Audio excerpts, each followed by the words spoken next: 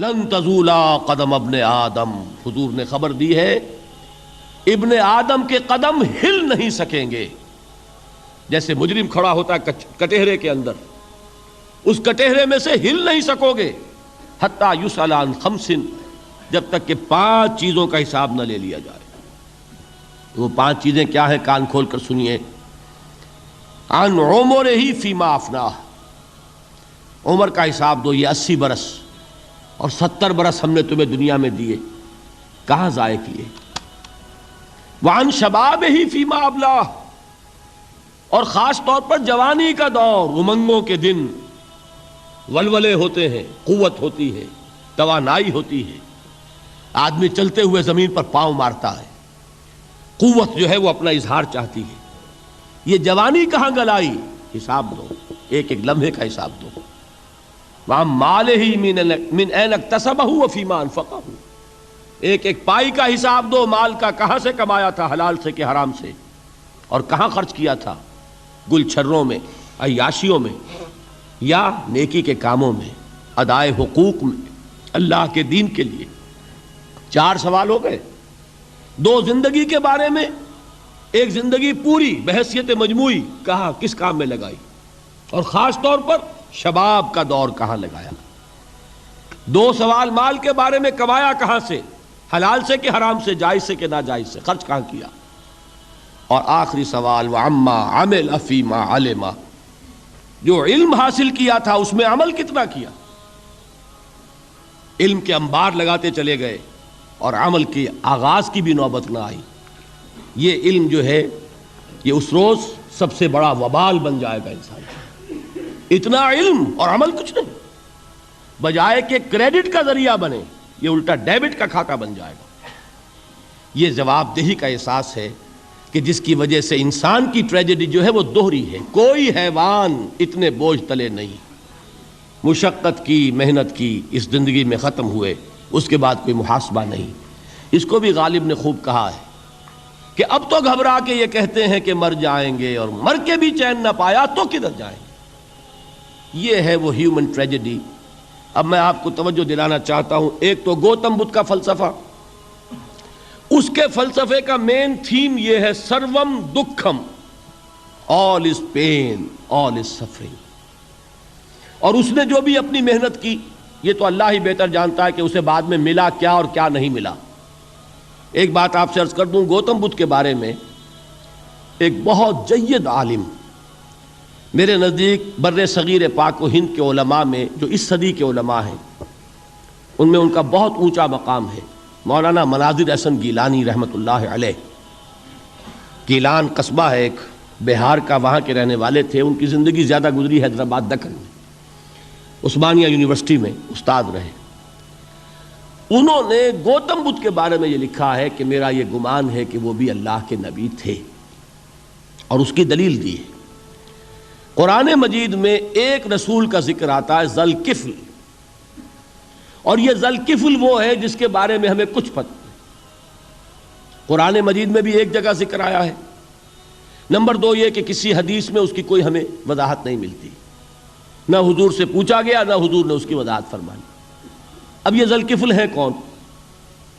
تورات میں جو نبیوں کے نام آتے ہیں ان میں سے کسی نبی کا نام ذوالکفل کے آس پاس نہیں بنتا کہ یہ سمجھا جائے کہ یہ اس نام کی بگڑی ہوئی یا بدلی ہوئی شکل بن گئی ہے. تو انہوں نے جو کہا ہے وہ بات وزنی معلوم ہوتی ہے اس اعتبار سے کہ کپل وستو، کپل پے جو ہے وہ عربی میں ہے نہیں، وہ فے بنتی ہے. تو ذوالکفل کے معنی کفل والا، اور یہ کفل جو ہے کپل، کپل والا، جس کو ہم کہتے ہیں کپل وستو کا شہزادہ.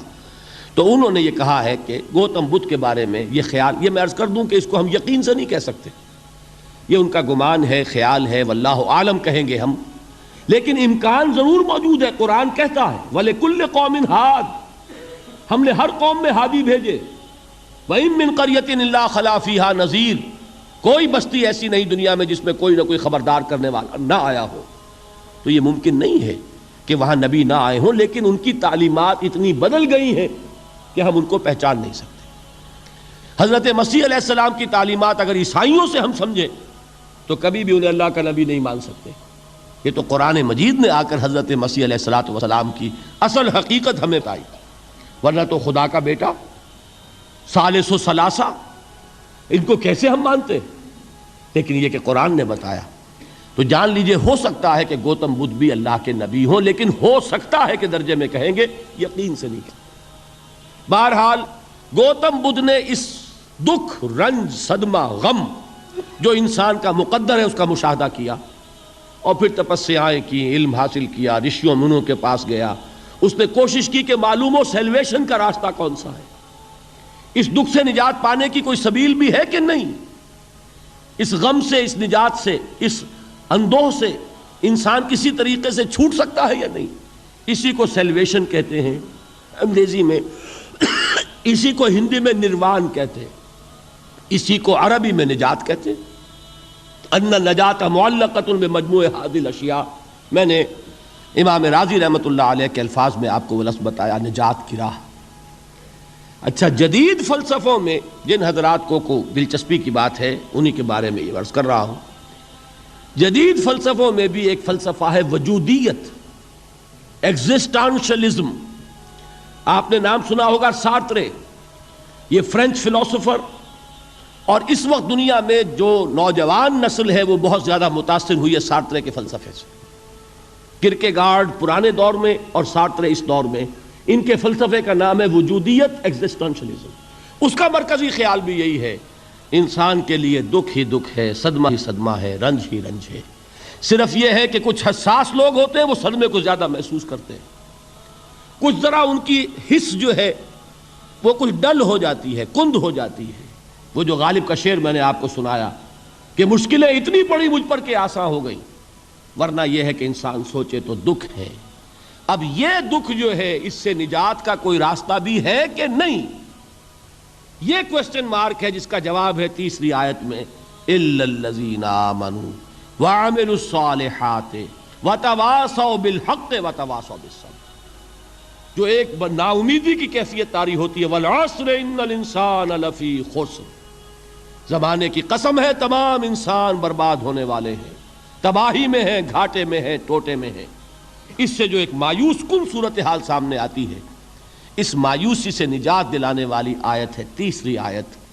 ایک راستہ ہے، یہ امید کی کرن ہے، تباہی سے بچ سکتے ہو، ابدی بربادی وہ بربادی۔ یہاں تو یہ ہے کہ ہم نے مشقتیں اٹھا لیں، فاقے جھیل لیے، تکلیفیں برداشت کر لیں، صدمے برداشت کر لیے، لیکن موت آئی، اس کا خاتمہ ہو گیا۔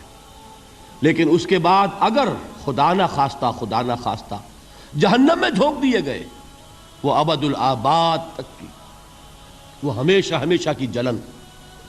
قرآن کہتا ہے کہ اگر ایک کھال جل جائے گی، جھلس جائے گی، اللہ اور کھال دے دے گا۔ دیکھیے یہ بھی جدید دور میں آپ کو معلوم ہوگا، بورس بکائی نے جو کتاب لکھی ہے، دی فرینچ سرجن، اس نے ثابت کیا ہے کہ قرآن مجید نے جتنے نیچرل فینومینا کا حوالہ دیا ہے وہ بالکل سائنس کے مطابق ہے۔ آج ہمیں یہ معلوم ہے کہ حس جو ہے وہ صرف کھال میں ہوتی ہے، کھال حساس ہوتی ہے، کھال اتر جائے نیچے جو ہے گوشت جلے گا، آپ کو تکلیف نہیں ہوگی۔